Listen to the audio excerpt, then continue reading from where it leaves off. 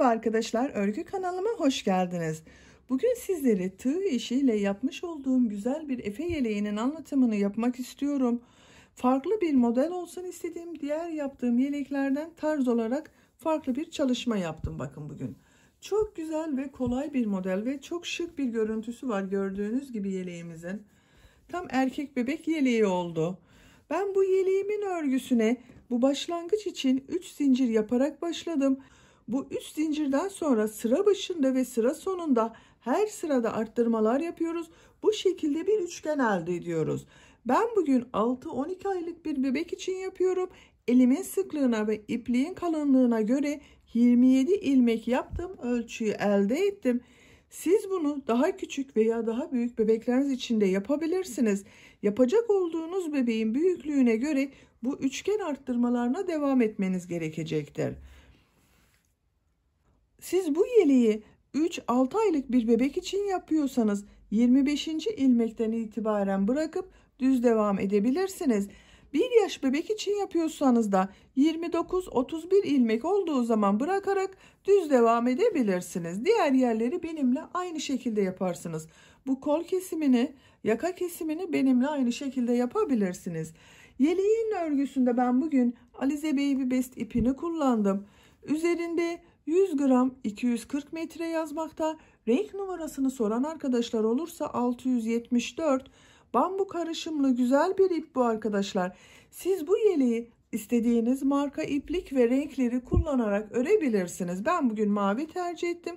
Siz renk tercihinize göre istediğiniz iplikleri kullanabilirsiniz. İplik olarak bu yumaktan bir adet tam bitti. İkinci yumaktan da bakın bu kaldı. 1,5 yumak iplik kullandım arkadaşlar. Tığ olarak elimin sıklığına göre 3,5 milimlik tığ kullandım. Bakın kullanmış olduğunuz iplik üzerinde zaten kaç numara tığ kullanmanız gerektiği tavsiye edilmektedir. Bu iplik üzerinde 2 ile 4 milimlik tığlar tavsiye edilmekte. Ben elimin sıklığına göre ve biraz da sık iğne yumuşak dursun diye 3,5 milimlik tığ kullandım. Sizin eliniz sıkıysa 4-4,5 milimlik tığ kullanmanız daha iyi olacaktır yumuşak durması açısından. Bu yeleğin yanında güzel bir patik yapmak isterseniz bakın böyle çok güzel ayakkabı şeklinde bir patiğimiz var. Bu ayakkabı patiğin anlatımı da YouTube kanalımda var. Ben sizler için bu ayakkabı patiğin olduğu YouTube linkini de bu yelek videosunun açıklama bölümüne ekliyorum. Açıklama bölümünde bulunan linkin üzerine tıkladığınız zaman siz de bundan yaparak bebeğinize giydirebilirsiniz. Güzel bir takım oluşturabilirsiniz. Düğme olarak 3 adet düğme yapmayı tercih ettim. Bakın bu şekilde bu büyüklükte bir yelek için 3 adet düğme yeterli. Siz 1 yaşından büyük bebekler için yapıyorsanız bunu 4 düğmede yapabilirsiniz. Daha güzel olacaktır.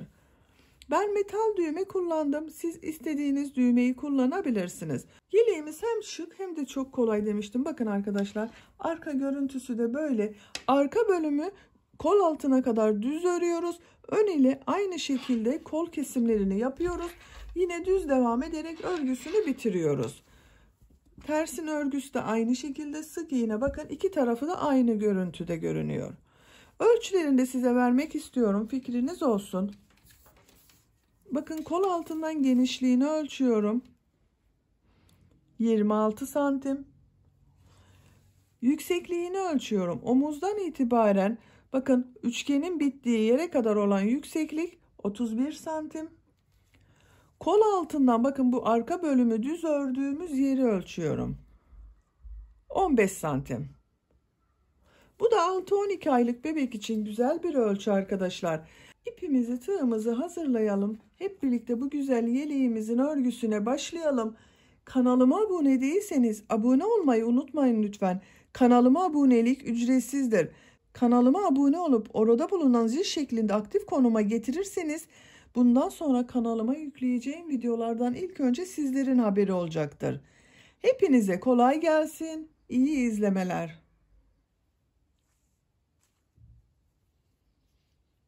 İpliği yumağın içerisinden çıkararak örgü örüyorum ben. Size nasıl kolay geliyorsa o şekilde örgü örebilirsiniz. İsterseniz bu etiketi çıkararak dışından da örgüye başlayabilirsiniz. Nasıl kolayınıza geliyorsa.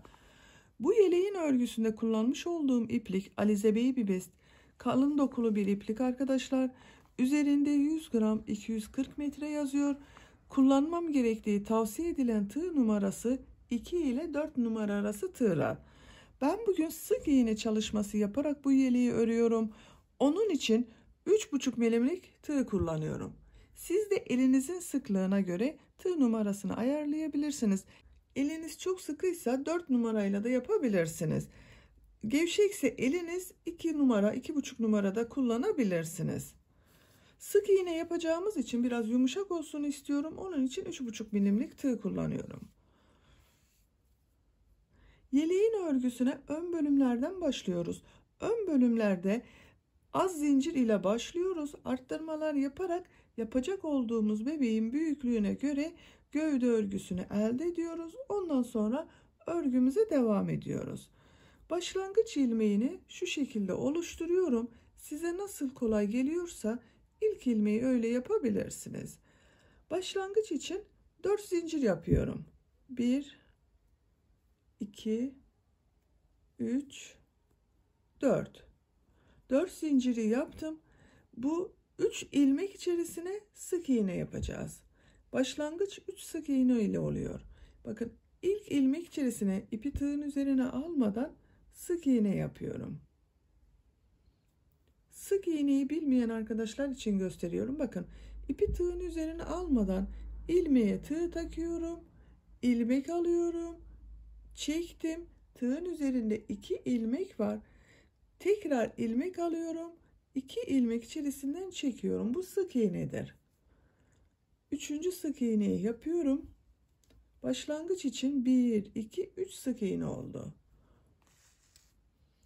Bir zincir yapıyorum. İkinci sırada arttırmalar yapacağız.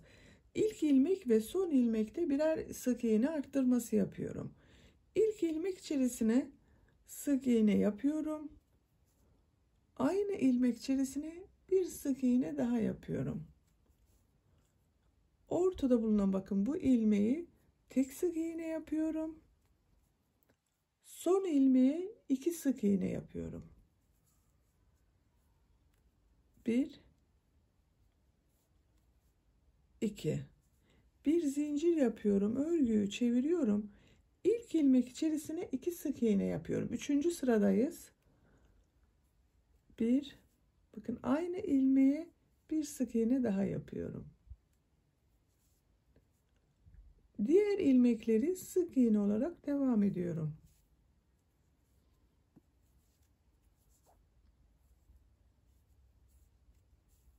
Son ilmeğe 2 sık iğne yapıyorum. 1 2 bu sırada ilmek sayısı 7 oldu. Bakın 1 2 3 4 5 6 7 her sırada 2 ilmek artacak. Bir zincir yapıyorum. Örgüyü çeviriyorum. 4. sıradayız.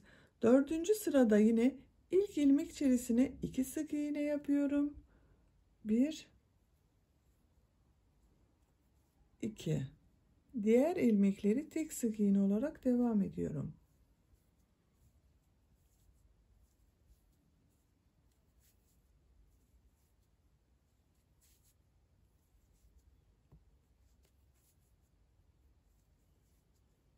Son ilmeğe yine bakın 2 sık iğne yapıyorum. Aynı ilmeğe bir sık iğne yaptım. Bu şekilde 4. sırada ilmek sayısı 9 oldu. Bir zincir yapıyorum. Örgüyü çeviriyorum. 5. sıradayız. İlk ilmek içerisine 2 sık iğne yapıyorum. Diğer ilmekleri sık iğne olarak devam ediyorum.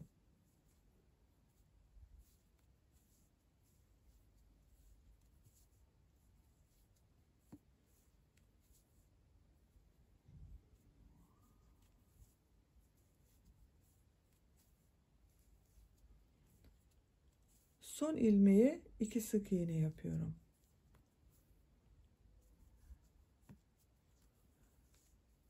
Beşinci sırada bakın toplam ilmek sayımız 11 oldu. Bir zincir yapıyorum. Örgüyü çeviriyorum. 6. sıradayız. Yine arttırma yapıyorum ilk ilmekte. Bakın 1 2 diğer ilmekleri tek sık iğne olarak devam ediyorum. Sıra sonunda tekrar arttırma yapacağız.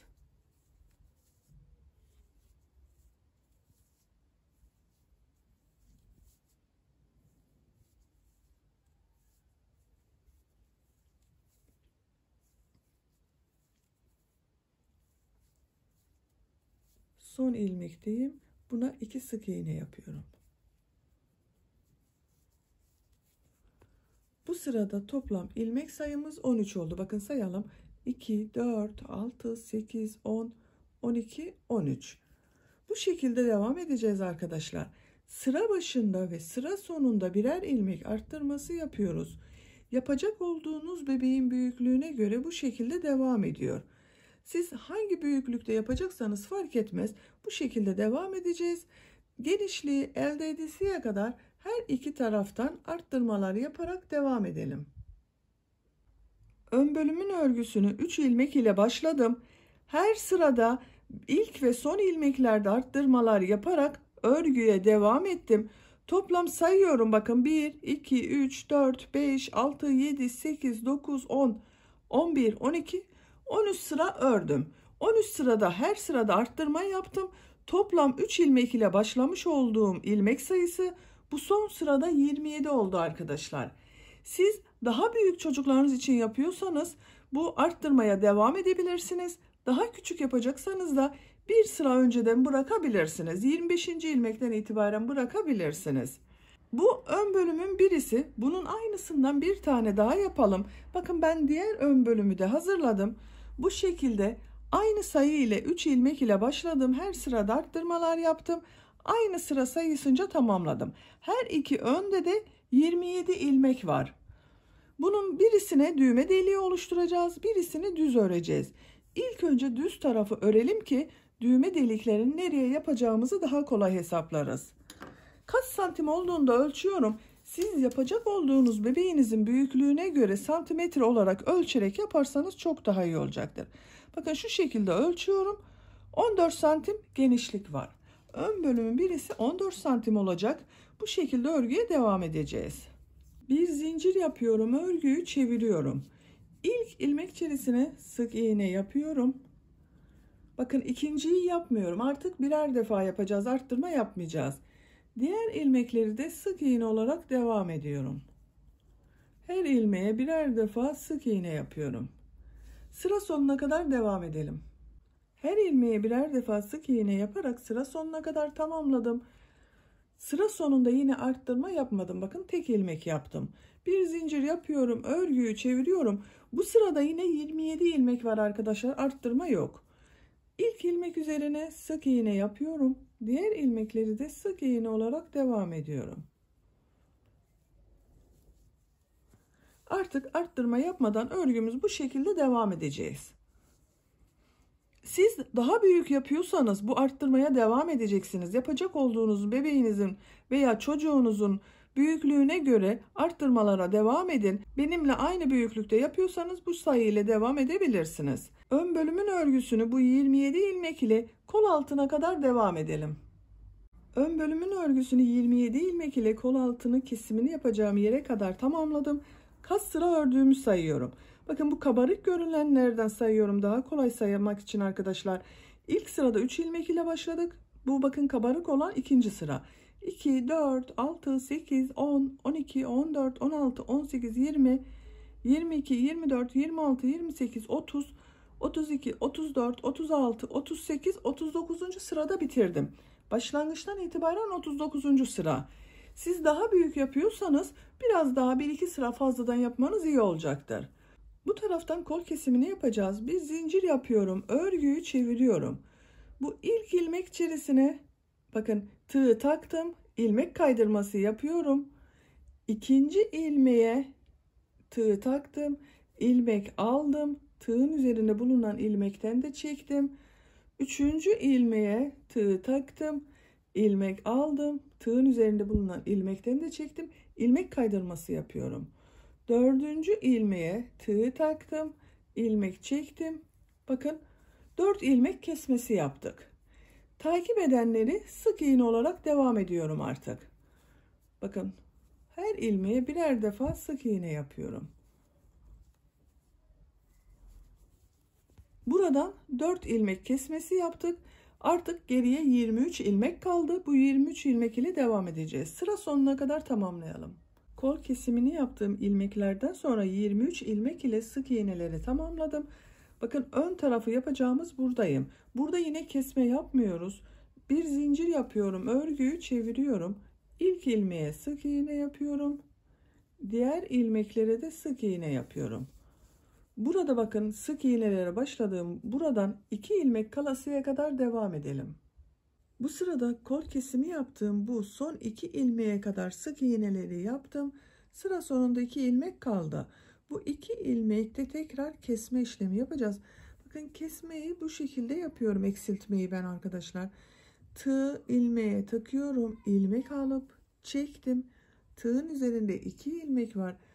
Diğer ilmeğe tığ takıyorum, ilmek alıp çekiyorum. Tığın üzerinde 3 ilmek var. İlmek alıyorum, üçünün içerisinden bir defa da çekiyorum. Kesme yaptık. Bu sırada ilmek sayımız bakın 22 oldu. Bir zincir yapıyorum, örgüyü çeviriyorum. İlk ilmeğe sık iğne yapıyorum. Diğer ilmekleri de sık iğne olarak devam ediyorum. Sıra sonuna kadar devam edelim. Sık iğneleri yaparak sıra sonuna geldim. Ön bölümde bu sırada da kesme yapmıyorum. Bir zincir yapıyorum, örgüyü çeviriyorum. İlk ilmeğe sık iğne yapıyorum. Diğer ilmekleri sık iğne yapıyorum. Sıra sonunda 2 ilmek kalasıya kadar devam edelim. Kol kesimi yapacağım yere kadar sık iğneleri tamamladım. Bakın sıra sonunda 2 ilmek var. Bu 2 ilmeği kesme yapıyorum. Bakın tığ taktım, çektim. İkinci ilmeğe tığ taktım, çektim. İlmek alıyorum, üçün içerisinden çekiyorum. Bir zincir yapıyorum, örgüyü çeviriyorum. İlk ilmeğe sık iğne yapıyorum. Diğer ilmekleri de sık iğne yapıyorum. Kolda kesmeleri ben bu sırada bitirdim arkadaşlar. Kol kesimini ilk başta 4 ilmek kaydırması yaparak 4 ilmek eksiltme yaptık. 2 sırada da kesme yaptık. Toplam 6 ilmek kesme yaptım kol tarafında. Siz daha büyük çocuklarınız için yapıyorsanız 1-2 defa daha bu kolda kesmelere devam edebilirsiniz. Benim yapacağım ölçüde bir yelek için yeterli. Diğer ilmekleri sık iğne olarak devam ediyorum. Artık bu sıradan itibaren yakadan da kesmelere başlıyoruz. Sıra sonunda 2 ilmek kalasıya kadar sık iğneleri yapalım. Ön bölümde 2 ilmek kalasıya kadar sık iğneleri yaptım. Artık yakadan kesmelere başlıyoruz. Sıra sonunda bulunan bu 2 ilmeği tek ilmek yapmak için eksiltme yapıyorum bakın. Tığ ilmeğe takıyorum, ilmek alıp çektim. Son ilmeğe tığ takıyorum, ilmek alıp çekiyorum. İlmek alıyorum, üçün içerisinden bir defa da çekiyorum. Yakadan ilk kesmeyi bakın bu sırada yaptık. Şu şekilde görelim.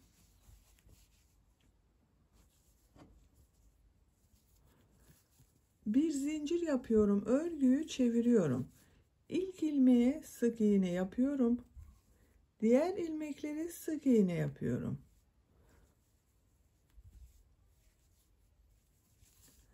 Sıra sonuna kadar sık iğne yapalım. Kolda kesme yapmayacağız artık. Sıra sonundan bir zincir yapıp geriye dönelim. Burada 2 ilmek kalasıya kadar örgüye devam edelim. Bakın bir sıra sık iğneyi kol altına kadar yaptım. Kolda kesme yapmadan bir zincir yapıp geriye döndüm. Ön bölümde kesme yapacağımız yere geldim. Yakada yine bakın 2 ilmek kaldı. Bu 2 ilmeği kesme yapıyorum. Bir zincir yapıyorum, örgüyü çeviriyorum. Bakın ikinci eksiltmeyi yaptık burada. İlk ilmeğe sık iğne yapıyorum. Diğer ilmekleri sık iğne yapıyorum. Bu şekilde. Yakanın kesmelerini böyle yapacağız artık arkadaşlar. Bir defa daha yakada kesme yapalım. Sıra sonuna kadar sık iğneleri yapalım. Sıra sonunda bir zincir yapıp geriye dönelim. Burada 2 ilmek kalasıya kadar devam edelim. Sık iğneleri yaparak yakada kesme yapacağım yere geri geldim. Burada kesme yapmıyorum arkadaşlar. Bakın düz devam ediyor artık. Yakada kesmelere devam edeceğiz. Bu omuzda ilmek sayısı kalasıya kadar kesmelerimizi yapacağız. Her sırada yapıyoruz ama sıra sonlarında, dönüşlerinde kesme yapmıyoruz. Bakın son 2 ilmeği tek ilmek yapıyorum. Bir zincir yapıyorum, örgüyü çeviriyorum. Bakın dönüşte kesme yapmıyorum. Her ilmeğe birer defa sık iğne yapıyorum. Her sırada bir ilmek eksilmesi olacak. Yani 2 sırada bir ilmek eksilmesi olacak arkadaşlar. Buna dikkat ederek artık yakanın örgüsünü bu şekilde kesmelere devam edelim. Bu omuz bölümünde 10, 11, 12 ilmek tercihinize göre omuzunun ne kadar örtülmesini istiyorsanız o kadar ilmek sayısı kalasıya kadar bu yakalardan kesmelere devam ederek kolun örgüsünü devam edelim. Yakadan kesmeleri benim için gerekli ilmek sayısı kalasıya kadar tamamladım. Bakın son sırada 2, 4, 6, 8, 10, 11 ilmek bıraktım ben arkadaşlar. Yaka kesmelerini bu şekilde yaptım. Bakın çok düzgün oldu kesmeler. Buradan itibaren artık örgüye düz devam ediyorum. Bir zincir yapıyorum, örgüyü çeviriyorum. İlk ilmeğe sık iğne yapıyorum. Artık kesme yapmadım bakın. Ön taraflardan kesme yapmadan düz olarak devam ediyoruz. Bu kol yüksekliği ne kadar istiyorsanız bebeğinizin büyüklüğüne göre olasıya kadar düz olarak devam edelim. Ön bölümün örgüsünü yaka kesimi yaptığım bu son ilmekten sonra kalan 11 sık iğne ile bakın birkaç sıra düz olarak devam ettim. Kol tarafının örgüsü benim için yeterli oldu. Kaç sıra ördüğümü sayıyorum. Bakın kolu kesimini ilk buradan başlamıştım. 2, 4, 6, 8, 10, 12, 14, 16, 18, 20, 22, 24, 26 sıra yaptım kol kesiminden sonra. Siz bunu daha küçük veya daha büyük bebekleriniz için yapıyorsanız daha az veya daha çok da yapabilirsiniz. Böylece ön bölümün birisini bitirmiş olduk. Bakın ben düğme delikleri yapacağım yerleri işaretledim. Diğer ön bölümde düğme delikleri oluşturacağız. Birisini bakın bu yakanın buraya yapacağız. Bir diğerini ortaya yapacağız. Bakın bu uç bölümden üçgen şekilden sonra 1, 2, 3 sıra düz sık iğneler yaptım. 4. sıradan itibaren düğme deliğinin yerini oluşturdum. Şimdi diğer ön bölümün zaten üçgen şeklini hazırlamıştık. Bakın bunun aynı sayıda başladım. Büyüklük aynı 27 ilmek ile 13 sıra olarak tamamladım. Düğme deliği oluşturacağım. Bakın buraya kadar 2 sıra daha sık iğne yapıyorum. Bir zincir yapıyorum. Örgüyü çeviriyorum. Bu 27 ilmek ile 2 sıra daha sık iğne yapacağız. Bakın ilk ilmeğe sık iğne yapıyorum. Diğer ilmekleri de sık iğne olarak devam ediyorum. Bu 27 ilmek olarak yaptığımız yere bir işaret takalım isterseniz arkadaşlar. Kol kesimini saymak için bu güzel olacaktır. Bir iplik ile de bu işareti takabilirsiniz.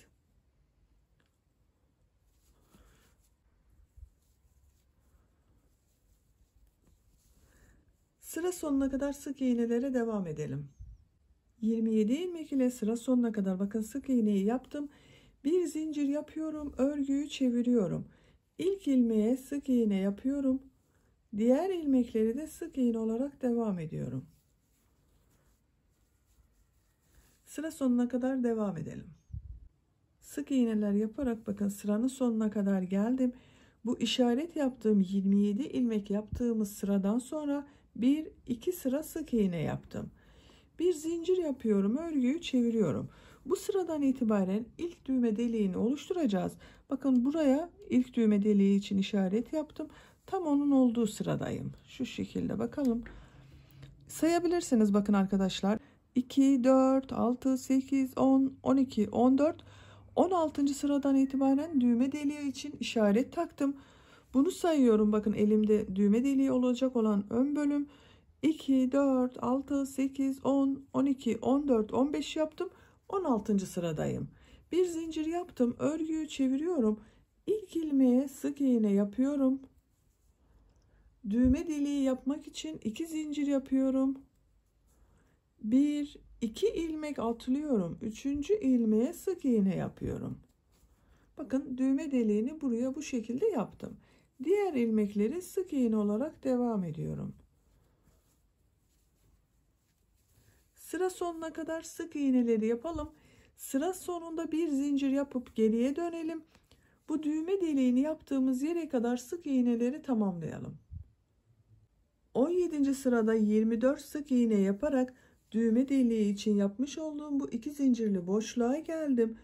2 zincir üzerine 2 sık iğne yapıyorum. Son ilmeğe sık iğne yapıyorum. Bu sırada yine bakın 17. sırada 27 ilmek var. Bir zincir yapıyorum, örgüyü çeviriyorum. İlk ilmek üzerine sık iğne yapıyorum. Diğer ilmekleri de sık iğne olarak devam ediyorum. Bakın arkadaşlar, düğme deliğinin görüntüsü de böyle. Bu şekilde devam edeceğiz. Diğer düğme deliğini yapacağımız, bakın buraya kadar düz sık iğnelere devam ediyoruz. Gidip geliyoruz. Kaçıncı sırada diğer düğme deliğini yapacağımıza bakalım. 16. sırada ilk düğme deliğini oluşturduk. 2, 4, 6, 8, 10, 11 sıra sonra 12. sırada tekrar düğme deliği yapacağız. Bu düğme deliğinden sonra 11 sıra sık iğneler yaparak devam edelim. Düğme deliğinden sonra 27 ilmek ile bakın düz sık iğneleri yaptım. Bu düğme deliğini yaptıktan sonra sayıyorum bakın. 2, 4, 6, 8, 10, 11 sıra sık iğne yaptım. 12. sıradayız. Bir zincir yapıyorum. Örgüyü çeviriyorum. Bu sırada tekrar düğme deliği oluşturacağız. İlk ilmeğe sık iğne yapıyorum. 2 zincir yapıyorum. 1, 2 ilmek atlıyorum. 3. ilmeğe sık iğne yapıyorum. Diğer ilmekleri sık iğne olarak devam ediyorum. Bakın bu şekilde ikinci düğme deliğini de oluşturmuş olduk. Sıra sonuna kadar sık iğneler yapalım. Sıra sonunda bir zincir yapıp geriye dönelim. Buraya kadar devam edelim. Düğme deliği yaptıktan sonra bakın bir sıra sık iğne yaptım. Sıra sonunda bir zincir yaptım. Geriye döndüm. 2 zincirli boşluğa geldim. Bu 2 zincirli boşluğa 2 sık iğne yapıyorum. 1, 2. Son ilmeğe sık iğne yapıyorum. Bir zincir yapıyorum. Örgüyü çeviriyorum. İlk ilmeğe sık iğne yapıyorum. Diğer ilmekleri de sık iğne olarak devam ediyorum.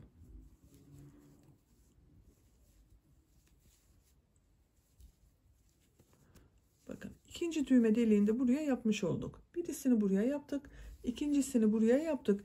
Üçüncü düğme deliğini yapacağımız yere kadar sık iğnelere devam edeceğiz. Bu iki düğme deliği arasında 11 sık iğne var arkadaşlar. Üçüncü düğme deliğine kadar da 11 sıra sık iğne yapacağız. Diğer düğme deliğini yapacağımız yere kadar sık iğne sıra sayısını tamamlayalım. Düğme deliğinden sonra 11 sıra olarak sık iğneleri ben tamamladım. Sayıyorum bakın. 2, 4, 6, 8, 10, 11. 12. sırada tekrar bir düğme deliği oluşturacağız. Bu düğme deliğini oluşturduğumuz sırada kol kesimini de yapacağız arkadaşlar. Bakın diğer ön bölümde şöyle gösterelim. 39. sıradan itibaren kol kesimine başlamıştım. Burada da 39. sıradayım. Sayıyorum.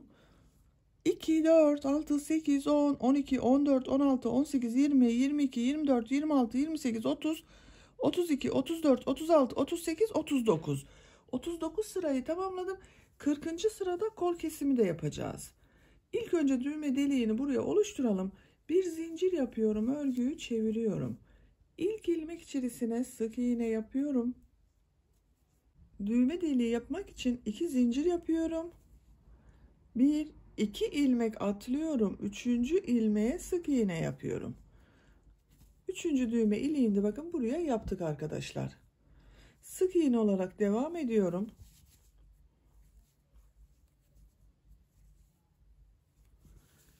Kol kesiminde bu ön bölümde 4 ilmek kaydırması yapmıştım. Burada da sıra sonunda 1, 2, 3, 4 ilmek kalasıya kadar sık iğnelere devam edelim. Sıra sonunda 4 ilmek kalasıya kadar ördüm. Bakın 1, 2, 3, 4 ilmek kaldı. Burayı kol kesimi için bırakıyorum. Bir zincir yapıyorum. Örgüyü çeviriyorum. Bu sırada kesme yapacağız arkadaşlar. Diğer ön bölümde de bakın kol kesiminden sonra ikinci sırada kesme işlemi yapmıştım. Burada da kol kesiminden sonra ikinci sıradayım. Burada sıra başında yapıyorum. Bakın ilk ilmeğe tığ takıyorum. İkinci ilmeğe tığ taktım. 3 ilmek var. Üçünü bir defada alıyorum. Burayı tek ilmek yaptım. Diğer ilmekleri sık iğne olarak devam ediyorum. Sık iğneler yaparak düğme deliğini yapmış olduğum 2 zincirli boşluğa geldim. Bu 2 zincirli boşluğa 2 sık iğne yapıyorum. Son ilmeğe sık iğne yapıyorum. Bir zincir yapıyorum. Örgüyü çeviriyorum. İlk ilmek içerisine sık iğne yapıyorum. Diğer ilmekleri de sık iğne olarak devam ediyorum. Yakayı bu sırada kesmiyoruz arkadaşlar. Diğer ön bölümde 5. sıradan itibaren yaka kesimine başladım. Bunu da aynı şekilde bu kol kesiminden sonra 5. sıradan itibaren yaka kesimi yapacağız. Şimdi burada bazı arkadaşlar soracaktır. Bu ön bölümü yaparken sıra sonlarında kesme yapıyorduk diye. Bu bölümü yaparken sıra başlarında kesme yapacağız. Aynı sıraya denk gelmesi için kesmelerin. Yoksa aynı sıraya denk gelmez. Dikkat ettiyseniz bu ön bölümü yaparken sıra başında kesme işlemi yaptım. Diğer ön bölümde sıra sonlarında yapıyordum.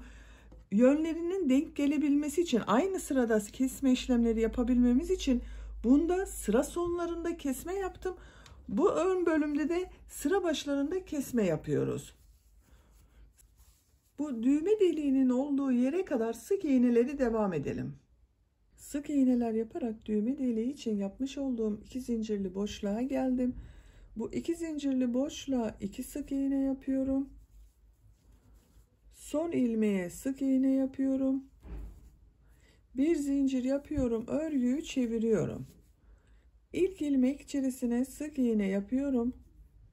Diğer ilmekleri de sık iğne olarak devam ediyorum. Sıra sonuna kadar sık iğne yapalım. Bu sırada düz sık iğneler yaparak bakın kol kesim yapacağım yere geldim. Sıra sonunda kesme yapmıyorum. Bir zincir yapıyorum. Örgüyü çeviriyorum. Bu ilk sırada tekrar kesme yapıyorum. Bakın ilk ilmeğe tığ taktım. Çektim, bekletiyorum. İkinci ilmeğe tığ taktım. İlmek aldım, bekletiyorum. 3 ilmeği bir defada çekiyorum. Bakın kesmeyi buraya yaptık, eksiltmeyi yaptık. Diğer ilmekleri sık iğne olarak devam ediyorum. Kol kesiminde bu son kesme arkadaşlar. İlk bakın 4 ilmeği boş bıraktım. 4 ilmek oradan kesme yaptık. İkinci sırada kesme yaptım. Dördüncü sıradayım. Dördüncü sırada da ikinci ve son kesmeyi yaptım kol tarafında. Burada da aynı şekilde 4 ilmek kaydırdım. İkinci sırada kesme yaptım ve dördüncü sırada kesme yaptım, bitirdim. Bunu da aynı yaptık bakın. Sıra sonuna kadar sık iğnelere devam edelim. Kol kesiminden sonra sık iğneler yaparak bakın ön bölüme geldim. Dördüncü sırayı bitirdim. 5. sıradayız. Kol kesiminden sonra 5. sıradayız. Bu sırada yakadan kesmelere başlıyoruz. Bir zincir yapıyorum. Örgüyü çeviriyorum. Bakın bu ilk 2 ilmeği tek ilmek yapıyorum.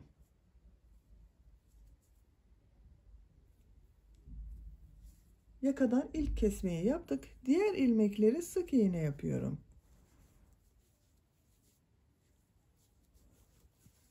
Sıra sonuna kadar sık iğnelere devam edelim. Yaka kesimi yaptığım sırada bakın sık iğneler yaparak sıranın sonuna geldim. Kol kesimi yaptığımız yerdeyim. Burada kesme yapmayacağız. Bir zincir yapıyorum. Örgüyü çeviriyorum. Bakın kesme yapmadan ilk ilmeğe sık iğne yapıyorum. Diğer ilmekleri de sık iğne yapıyorum. Artık kol tarafında kesme yapmıyorduk. Sıra sonuna kadar devam edelim. Bu sırada bakın hiçbir taraftan eksiltme yapmadan düz sık iğneler yaptım. Bir zincir yapıyorum. Örgüyü çeviriyorum. Burada yakadan kesme yapacağız. Bir sırayı düz yapıyoruz. İkinci sırada kesmeler yapıyoruz arkadaşlar. Bakın koldan gelirken düz yaptım. Hiç kesme yapmadım. Yakada bakın burada bir sık iğne kesmesi yapıyorum.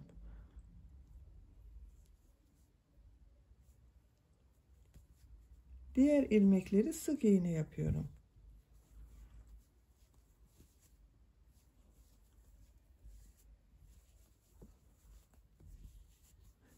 Yakada ikinci kesmeyi yaptık. Sıra sonuna kadar sık iğneleri yapalım. Bir üst sıraya çıkmak için bir zincir yapalım. Hiç eksiltme yapmadan elde ettiğimiz bütün ilmeklerle bu yakaya kadar devam edelim. Yaka kesimi yaptığım bu ilmekten sonra sık iğneler yaparak sıra sonuna kadar devam ettim. Sıra sonunda bir zincir yaptım, geriye döndüm. Bu gelmiş olduğum sırada hiç eksiltme yapmadan yaka başlangıcına geldim. Bu sırada tekrar kesme yapacağız. Bir zincir yapıyorum, örgüyü çeviriyorum. Şu anda 8 sırayı bitirdim. 9. sıradayım. 9. sırada kaç ilmek olduğunu sayayım. 2, 4, 6, 8, 10, 12, 14, 16, 18, 19 ilmek var arkadaşlar. 9. sıra sonunda 19 ilmek var. Burada tekrar bakın 9. sırada kesme yapıyorum. İlk ilmeğe tığ taktım. İkinci ilmeğe tığ taktım. 3 ilmek var, alıyorum.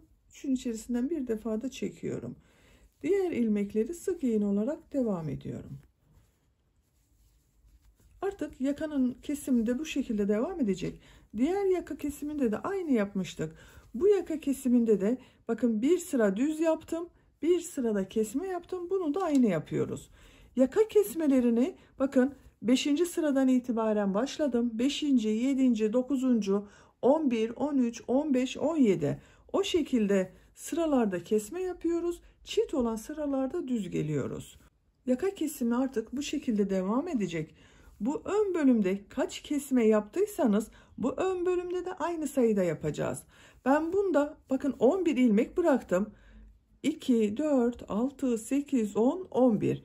Bunu da aynı şekilde 11 ilmek kalasıya kadar yakada kesmelere devam ediyorum. Siz kaç ilmek bıraktıysanız omuzda o kadar sıra sayısınca kesmelere devam edin.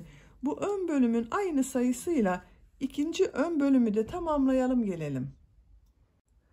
Diğer ön bölümün örgüsünü de ilk yapmış olduğum bu ön bölüm ile aynı sıra sayısınca tamamladım.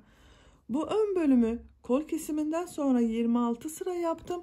Bunu da aynı sıra sayısınca yaptım. 26 sırada bitirdim bakın kol kesiminden itibaren. Böylece ön bölümlerin örgüsünü bitirmiş olduk. Bakın şöyle üst üstüne yerleştirelim. Bu düğme deliklerinin altına gelecek olan yerlere düğmelerini dikeceğiz. Böyle yerleştirdiğimiz zaman bakın ön bölümleri tamamlamış olduk. Şimdi arka bölümü yapacağız.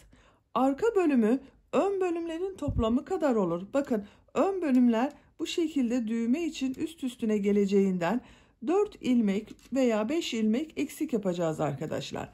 Ön bölümlerin ilmek sayısı 27 toplam 54 ilmek yapıyor. Bunu 48, 49, 50 yapabiliriz.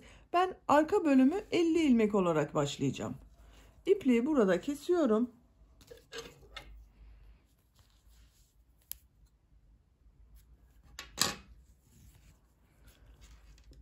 Bakın. İkisinin toplamından 3-4 ilmek eksik başlayacağız. Siz daha az yapıyorsanız ona göre ayarlamasını yapabilirsiniz. Bu düğme için üst üste gelme payını hesaplayarak 4 ilmek 5 ilmek eksik başlayabilirsiniz arkadaşlar. İlk ilmeği bu şekilde oluşturuyorum arka bölüm için ve zincirlerimi yapmaya başlıyorum. 50 zincir yapalım. Arka bölümün örgüsünü 50 zincir olarak yaptım. Bakın arkadaşlar ön bölümleri bu şekilde üst üstüne yerleştirdiğimiz zaman ölçerek yaparsanız çok daha iyi olur. Bakın ikisinin toplamı oluyor. Siz de kendi yaptığınız yeleğin genişliğine göre bu arka bölümün örgüsünü ayarlayabilirsiniz. Bu yapmış olduğumuz zincirler üzerine sık iğne yapacağız şimdi. Bir zincir daha yapıyorum. İlk ilmek üzerine sık iğne yapıyorum. Diğer ilmekleri de sık iğne olarak devam ediyorum.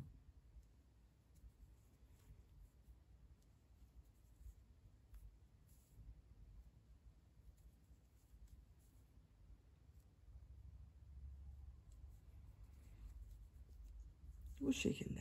Zincirler üzerine sık iğneler yaparak devam edelim. Yapmış olduğum zincirler üzerine sık iğneler yaparak bakın tamamladım arkadaşlar.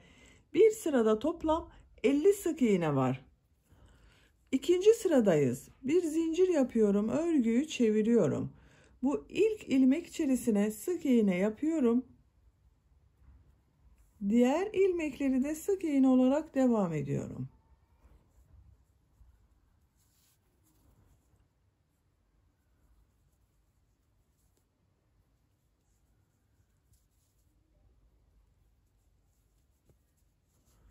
Bu şekilde. Artık arka bölümün örgüsü de böyle devam edecek arkadaşlar. Bakın ön bölümlerin üzerine yerleştirelim. Görelim şeklini. Bakın iki ön bölümün birleşimini arka bölümün örgüsünü devam ediyoruz. Siz yapmış olduğunuz yeleğin bakın bu 27 ilmek ile ben düz örgüye devamma başlamıştım.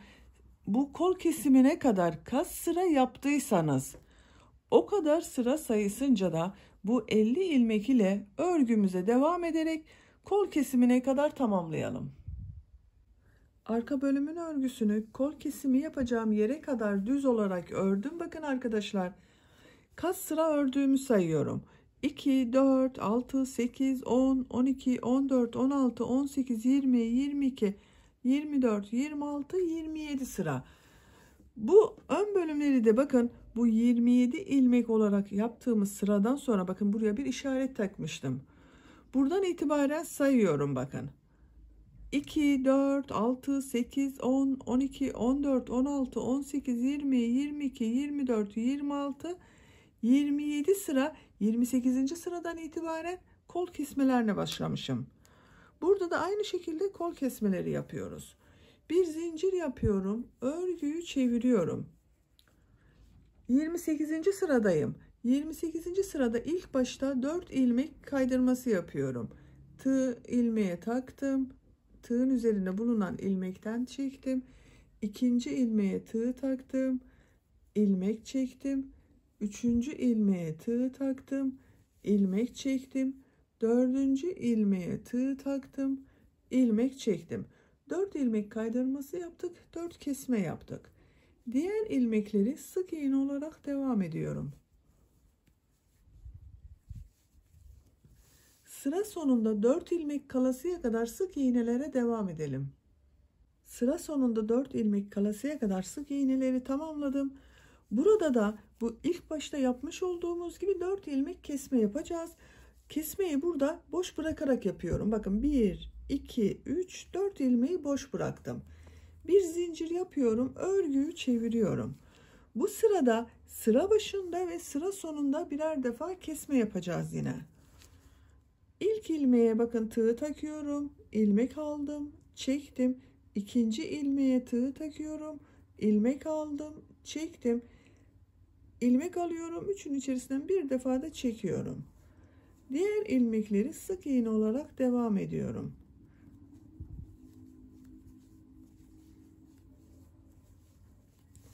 Sıra sonunda yine kesme yapacağımız için 2 ilmek kalasıya kadar devam edelim.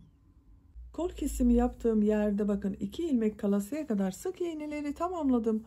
Burada bu son kalan 2 ilmeği kesme yapıyorum. Bakın eksiltiyorum, tek ilmek yapıyorum. 4 ilmek buradan kaydırmıştık. 1 ilmek de burada kestik. 5 kesme oldu. Bir zincir yapıyorum, örgüyü çeviriyorum.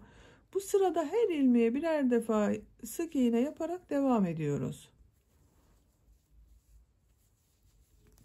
Sıra sonuna kadar sık iğneler yaparak devam edelim. Bu sırada her ilmeğe birer defa sık iğne yaparak sıra sonuna kadar geldim.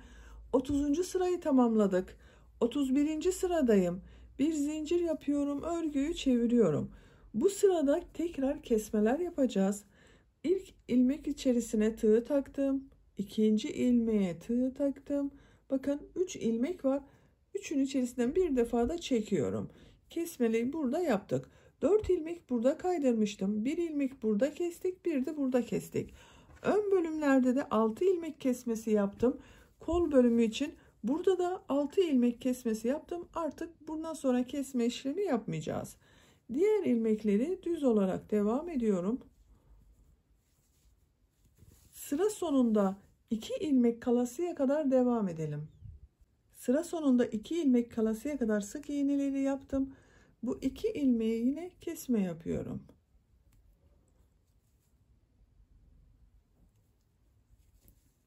Bir zincir yapıyorum, örgüyü çeviriyorum. 32. sıradayız. 32. sıradan itibaren artık düz ilmeklerle devam edeceğiz. Her iki tarafın kesmesini böylece tamamlamış olduk. Bakın 6 ilmek burada kesme yaptık. 6 ilmek bu kol tarafından kesme yaptık. Geriye kalan ilmek sayısı ile bu kolun örgüsünü kaç sıra yaptıysak sayıyorum bakın. Kesme yaptığımız yerden itibaren şöyle sayalım. 2, 4, 6, 8, 10, 12, 14, 16, 18, 20, 22, 24, 26 sıra yaptım. Bu kolun örgüsünde 26 sıra olarak bu ilmek sayısı ile tamamlayalım arkadaşlar. Arka bölümün örgüsünü de kol kesimi yaptığım bu son ilmekten sonra bakın düz sık iğneler olarak tamamladım. Ön bölümleri kol kesimi yaptığım bu ilk sıradan itibaren 26 sıra ördüm. Arka bölümün sıra sayısı da aynı şekilde 26 sıra arkadaşlar. Bakın şu şekilde 26 sıra olarak ördüm. Sayıyorum. 2, 4, 6, 8, 10, 12, 14, 16, 18, 20, 22, 24, 26 sıra. Böylece örgüsünü bitirmiş olduk. Şimdi bu ön bölüm ile arka bölümü birleştireceğiz arkadaşlar. Sık iğne olduğu için bunun düz ters neresini isterseniz o tarafını kullanabilirsiniz. Bakın ben düğme deliğini erkek bebek için yaptığım için bakın bu tarafına yerleştiriyorum. Şöyle yapalım. Bakın şu şekilde arka bölümü yere bıraktım. Ön bölümleri üzerine yerleştiriyorum. Düğme deliklerini erkek bebeklerde sol tarafa tercih ediyorlar. Benim için bebeklerde fark edeceğini düşünmüyorum. Sağ sol olacağını. Ama erkek bebekler için sol tarafta tercih ediliyor. Onun için düğme deliğini sol tarafta bırakıyorum bakın. Diğer ön bölümde burada bu şekilde yerleştirdiğimiz zaman şimdi bunu birleştireceğiz. İlk önce omuzlarını birleştirelim. Bakın ipliği kesmeden bu ön bölüm ile arka bölümü birleştiriyorum. Şu şekilde tersine çeviriyorum. Ters tarafından bakın. Siz isterseniz bu düğme deliği olduğu ön bölümü diğer tarafa da yapabilirsiniz. Bu ilk ilmeğe bakın tığ takıyorum. Karşıdan ön bölümünde kol tarafından ilk ilmeğe tığ takıyorum. İlmek alıp bir sık iğne şeklinde çıkarıyorum. Sık iğne olarak birleştiriyoruz. Birleştirdiğimiz zaman düzgün duracaktır. İlmekleri karşılıklı alıyorum bakın. Arka bölümün ilmeğine tığ taktım. Karşıdan da ilk ilmeğe tığ takıyorum. İlmek alıp çekiyorum. Tekrar bakın ip alıyorum. İkisini içerisinden bir defa da çekiyorum. Sık iğne gibi birleştiriyoruz. Bakın ilmeklerin karşılıklı gelmesine dikkat ediyorum.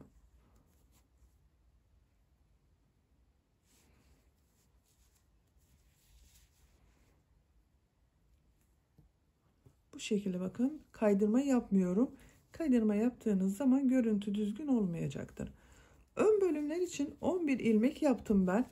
Sizin daha az veya daha çok sayıda ilmek vardır. Fark etmez.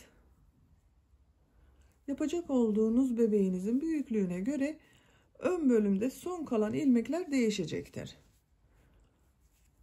Bakın her ilmeğe birer defa sık iğne yapıyorum. Son ilmek bakın ön bölümde son ilmek kaldı. Bunu da sık iğne yapıyorum. İpliği kesmeden önce bir görüntüsünü görelim. Bakın ters tarafını düz tarafı yani burası örgünün düz tarafı çevirdiğimiz zaman birleştirdiğimiz yerin görüntüsü böyle. Bakın gayet düzgün oldu. Ters tarafından sık iğne yaptık. Düz tarafının örgüsü böyle görünüyor bakın. İpliği artık burada kesiyorum.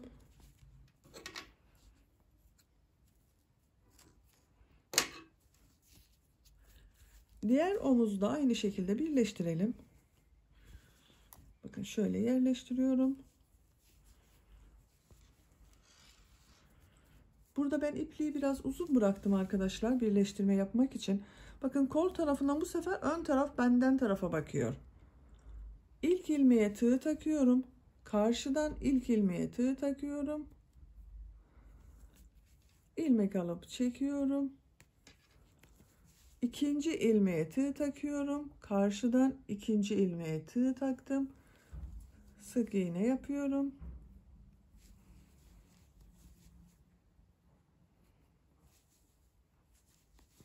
Diğer omuzu birleştirdiğimiz gibi karşılıklı gelmesine dikkat ederek omuz birleşimini yapıyorum.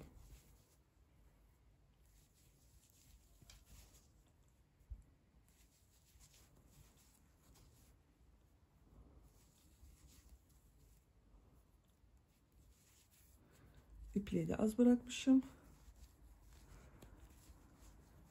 Bakın son ilmeğe de tığ takıyorum.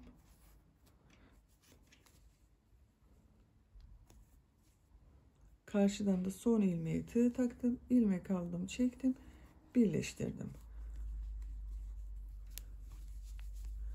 Bakın omuzların örgüsünü birleştirmiş olduk. Şu şekilde bakın görüntü olarak. Şimdi yan tarafında birleştirelim. Yan tarafın örgüsünü de yine ters taraftan bakın şu şekilde örgünün ters tarafını çeviriyorum. Kol altından başlıyorum ben. Daha düzgün gelmesi için bakın kol altında bu ilk ilmeğe tığ takıyorum. Karşı taraftan ilk ilmeğe tığ takıyorum. Burada ilmek oluşturuyorum. Bu ilk ilmeğe bir sık iğne yapalım. Diğer ilmekleri sıraların denk gelmesine dikkat edeceğiz arkadaşlar. Bakın bu gövde bölümünün birleşiminde bu sıra ile diğer tarafta bulunan bakın bu sıranın denk gelmesi gerekiyor. Sıra kaydırmadan her ilmeğe birer defa sık iğne yapıyorum. Bakın burada ve karşıda.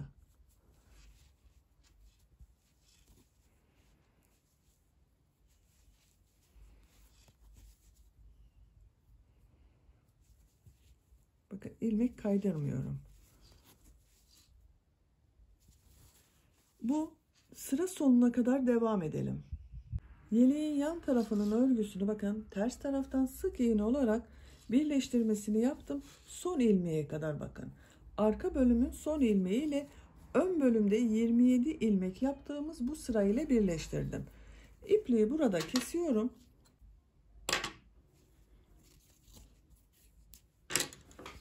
Bakın gövde örgüsünü de birleştirmiş olduk. Görüntü olarak da böyle oldu arkadaşlar. İğne kullanmadan yeleğin ön ve arka bölümlerini birleştirmiş olduk bakın. Şimdi diğer tarafı da aynı şekilde bunu yaptığımız gibi birleştirelim. Yine aynı kol altından başlıyorum. Kol altında bu ilk ilmek ile karşı taraftan ilk ilmeği birleştiriyorum. Bu şekilde ilmek oluşturuyorum. İlk ilmeğe sık iğne yapıyorum. İpliğin ucunda bakın ilmek oluşturduğumuz ipliğin ucunda sık iğnelerin içerisinde tutuyorum. İlmekleri yine karşılıklı denk gelmesine dikkat ederek iki tarafı birleştiriyorum. Bakın. Sıra sonuna kadar tamamlayalım. Diğer tarafı da bakın ön ve arka bölümünü birleştirdim. Son ilmeği de yaptım. İpliği burada kesmiyorum. Yeleğimizin şeklinde görelim. Bakın yeleğimiz bu şekilde hazır sayılır. Şimdi daha düzgün görünebilmesi için yeleğin çevresinden bir sıra sık iğne çalışması yapmak istiyorum ben. Bu ilk ilmeğe sık iğne yapıyorum. Gördüğüm ilmeklere sık iğne yapıyorum. Bakın her sırada bir ilmek görünüyor. Sık iğne yapıyorum.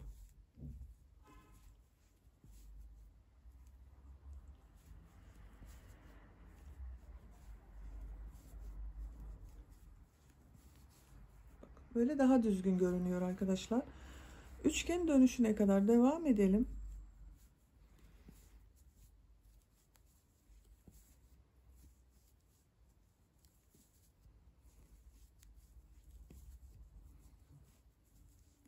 Bakın buraya geldim. Burada bir üçgen şekil elde edebilmek için buraya 2 sık iğne yaptım. Diğer ilmeğe geçtim. Buraya da 2 sık iğne yapıyorum. Ve devam ediyorum. Artık her ilmeğe birer defa sık iğne yapıyorum. Başlangıç ipini de içeriden tutturabiliyoruz. Görüntü olarak temiz oluyor. Bakın. Ön bölümün örgüsü böyle görünüyor. Bu dönüşe kadar da sık iğnelere devam edelim. Orayı da birlikte yapalım. Köşelerde, hani bu köşe gibi görünen yerlerde 2'şer defa sık iğne yapıyoruz bir ilmeğe. Dikkat etmemiz gereken o arkadaşlar.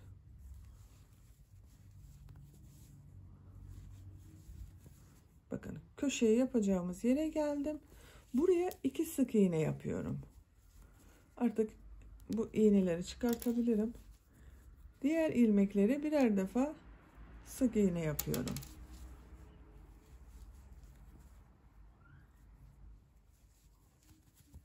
Bakın. Ön bölümün görüntüsü daha düzgün oldu sık iğne yaptığımız için. Bu şekilde sık iğne ile çevirerek bu başlangıçta yaptığımız ilmeğe kadar devam edelim. Yeleğin çevresinden bakın bir sıra sık iğne ile çevirdim arkadaşlar. Başladığım noktada bitirdim. Kaydırma tekniği yaparak ipliğin ucunu içinde kaybettim. Kol çevresinde de aynı şekilde sık iğne yaptım. Bakın birisinde gördüğünüz gibi daha düzgün oldu. Sık iğne yapılmamış kolun görüntüsü böyle. Şimdi diğer kolu sizinle birlikte başlayalım. Bakın kol altında burada bulunan bu ilmekten bir ilmek oluşturuyorum.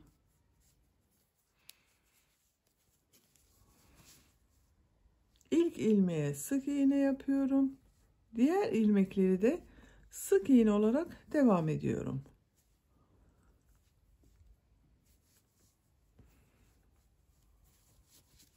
Her ilmeğe birer defa sık iğne yapıyorum bakın.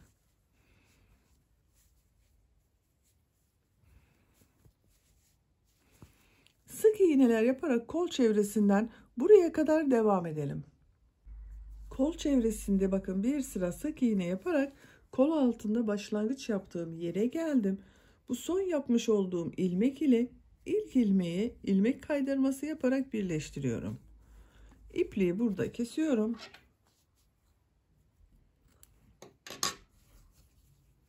Böylece yeleğin örgüsünü tamamen bitirmiş olduk. Bakın arkadaşlar. Kol çevresinde böyle bir sıra sık iğne yaptığımız zaman daha düzgün bir görüntü elde ediyoruz. Bakın ben düğmelerini de diktim.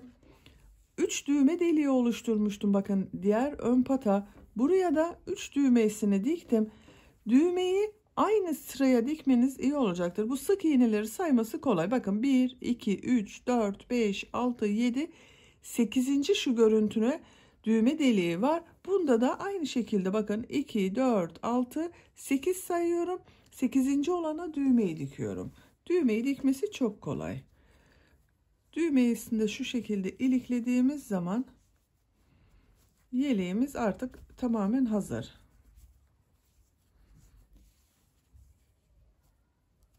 Ben bu şekilde bir metal düğme dikmeyi tercih ettim. Siz istediğiniz gibi düğme kullanabilirsiniz. Bakın arkadaşlar çok şık ve çok güzel oldu. Gördüğünüz gibi örgüsü de çok kolay bir model. Sık iğnelerden bu şekilde güzel bir efe yeleği yaptık.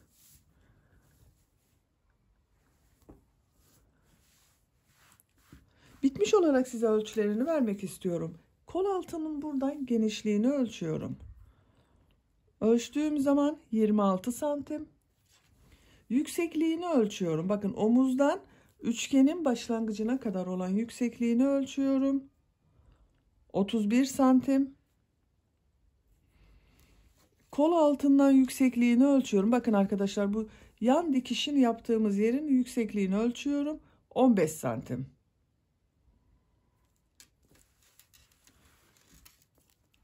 Bu ölçüde 6 aylık bir bebek için güzel bir ölçü oldu.